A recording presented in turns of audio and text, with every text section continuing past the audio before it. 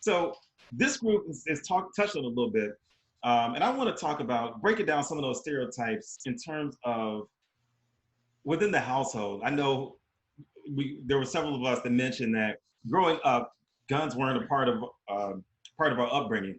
We may have been exposed to them through family members, they may have been around, but really there were deterrents in terms of us engaging in firearms, talking about firearms. I couldn't even make my hand in the shape of a gun, things like that. One of the things that for me, and I would like to talk to the people that have children here. I have my daughter just turned 13 2 days ago, so I have to be mindful of her age, keep up with her.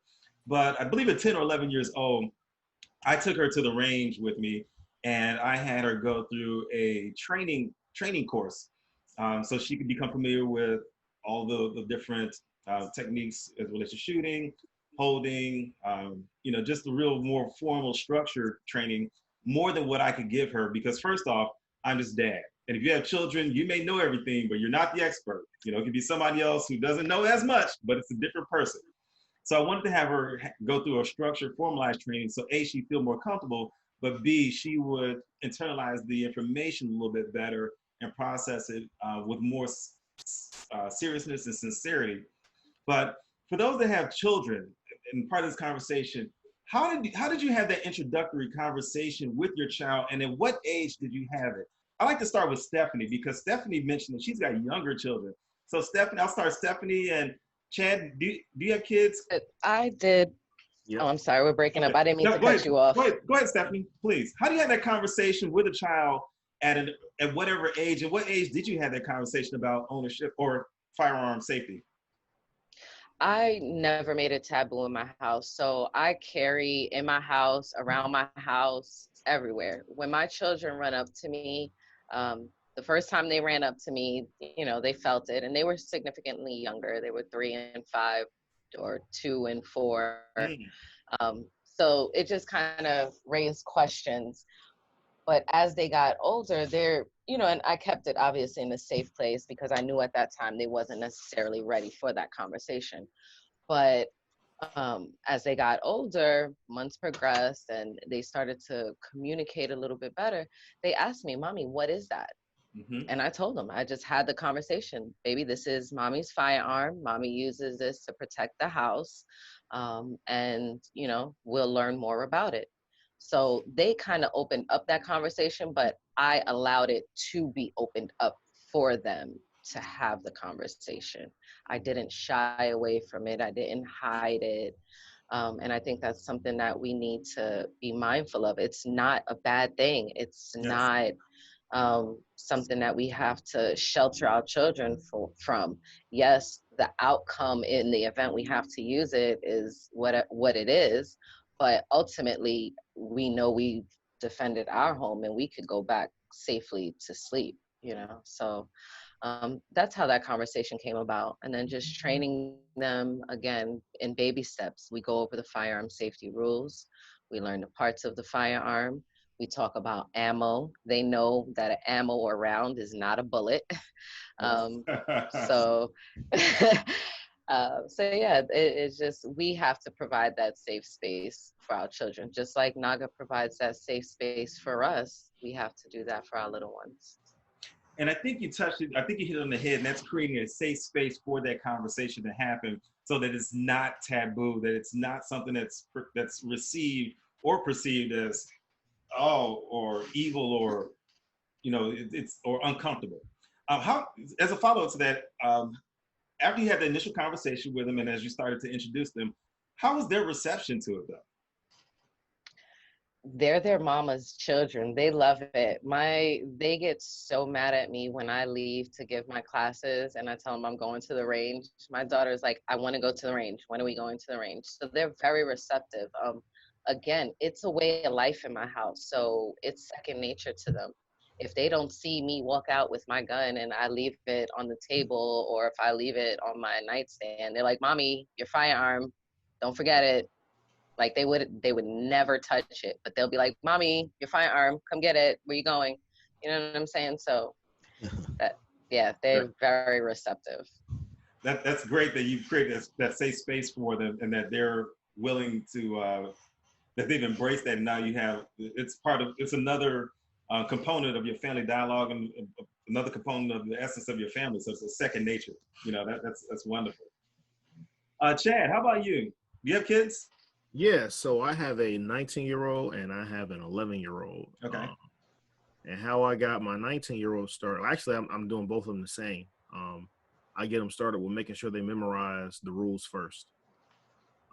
Memorize the rules first, then you can touch it.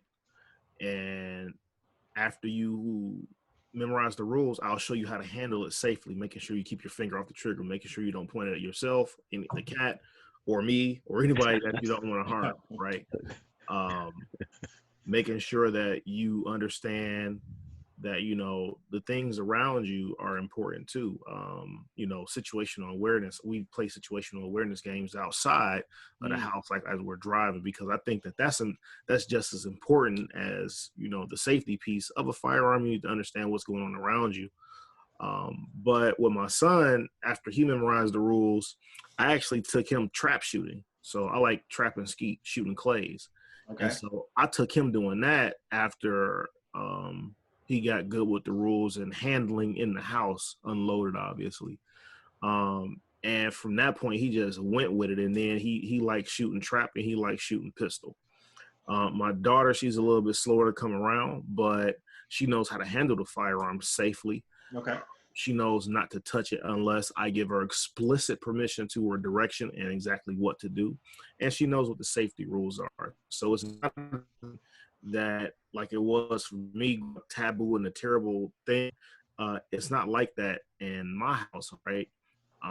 My son is always asking me, hey, when we going trap shoot, when we going to the range. My daughter hasn't gotten to that point yet, but she always asks me questions, and I can, thankfully be able to provide answers to those questions for her without it being weird. I think that that's important to make sure that as we had these conversations with our children about firearms, we demystify firearms. And as long as we demystify firearms early and do so often, I think that the curiosity is going to be dispelled, so you don't have to worry about someone hunting or looking for something that they probably shouldn't mess with anyway, out of fear or dispelling that curiosity. And once that curiosity is dispelled, I think that you'll have children who are going to be safer around firearms. So if they go over to a friend's house and they see a firearm, they know exactly what to do and what not to do, right? Like, hey, I know what that is because my father got one, or I know what that is because my mother got one and she showed me this. Why are you doing that? I need to leave because you're doing stuff that's not right, or you're doing stuff that's not safe, right? It's more so of not just it's being a responsible parent, because they're not always going to be in your presence. You need to show them how to do things safely and how to be safe around firearms so that they aren't unsafe around them when they're around other people. And I think you hit on a great point, and that's one of the things that I value with the course that my daughter took, and that was it also allows her to not necessarily put herself in an unsafe situation, because kids will find things. Kids can be mischievous. Kids can be curious. So she's at a friend's house, and they're heaven forbid they want to play with a gun, or they come across a gun, or you might be in the neighborhood and come across a gun in bushes somewhere that someone is hiding or dropped or something like that. What do you do in those situations? My daughter can break a gun down and put it on safety and all those things. So she's developed a working knowledge of how to operate and manage a firearm, but then also a healthy fear and respect of a firearm, to understand what a firearm can do if it's not handled properly in a safe manner. So great point, Chad. That's a great point to bring up as it relates to kids. I'm going to go to Colin, Q, and then we have a couple questions. Okay. Colin, do you have kids? Oh yeah. I'm on the other side of parenting. I got a 19-year-old and a 26-year-old. So, Okay. Okay. So about I guess 3 years ago, I sat them both down and, educated them on the fundamental rules of firearm safety, marksmanship. You know, as Stephanie said, we broke down the firearms so they can see the components. They understand how it works, and my daughter, she owns a firearm. She doesn't have her carry licenses yet, but she's been to the range. She's proficient with the firearm. Okay. My son, he had some things he needed to do to kind of mature a little bit before he owns a firearm, but he's Okay. also been to the range as well. Now I also carry around the house, and anytime, anywhere I go, anywhere that's legal, my firearm is on me. They know it. I carry concealed. I don't truly believe in open carry. I like the element of surprise, Absolutely. and it's nobody's business but mine. So, Absolutely. but they know it's there. They know it's on me. They know I'm a protector, and when we get into restaurants, they know exactly where I sit. So they're like, "Hey, watch out, that's Dad's seat right there," so I can watch, the entrance, and I can see what's going on. So, there's a healthy understanding. They understand that this is a tool. It's not a toy, and Correct. although we have an open, uh, you know, we can have open conversation about it, I still am very conscious of not handling the firearm when it's not needed, right? So it's never out, never playing with it, I'm never gawking over it. It's either out because I'm cleaning it, or it's out because I'm putting it in a range bag to go to the range, or I'm putting it in a holster on my hip, and other than that, they don't see it. You don't see a firearm, so I want them to understand too that this is a tool for a specific purpose, Yes. and we're going to treat it and respect it as such. Absolutely. Well, great. Thanks for sharing. Q. Well, Yeah, so I have an 18-year-old now, and I can't believe I'm saying that. It's like I know. wow. Your son is getting old on us. But yeah, Beautiful so thing. I introduced a firearm to in the house. My wife, she grew up as an NRA member. Her father was a firearms dealer when we were together when we were younger. So I brought my first firearm when he was 13, so about 5 years ago. So what we did was it was a long process. So he memorized the safety rules, and then at that point, I taught him how to break down a firearm and put it back together. And then at that point, after that, I taught him how to clean a firearm properly. So everything that I learned from the military, I was regurgitating and giving it back to him. And then after that introduction series, I brought him out to a range and had him shoot. So it was funny because he grew up with video games. He's a gamer. He's doing all the shooter games. So, and it was crazy though because I let him shoot to see where he's at, so we can know how to make the adjustments. And there, I made one adjustment for him, and the kid was dead on. So I'm like, oh my! The kid was is very coachable. So I just made one minor adjustment, and the kid he was good to go. So, but we talked about a lot of things. The reason why I own a firearm. We talk about self-defense. We talk about the right to life. We talk about freedom and independence. We talk about a lot of those things. So he understands that the firearm is just a tool.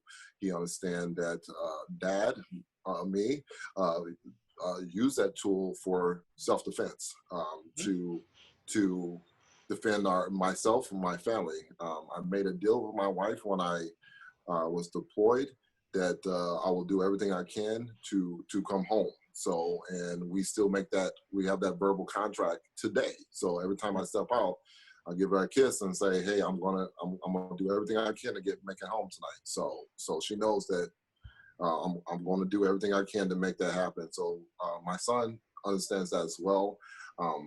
I think this is to see him grow right now from the point I brought him when I introduced him to firearms to the point he's at now. I see him flourishing as a bright young man, and I see him taking a lot of pride in himself right now, and he understands. He's very even keel. I think if he ever decides to exercise the Second Amendment right, I think he's going to be a fantastic Second Amendment advocate for the community. Great. Yeah.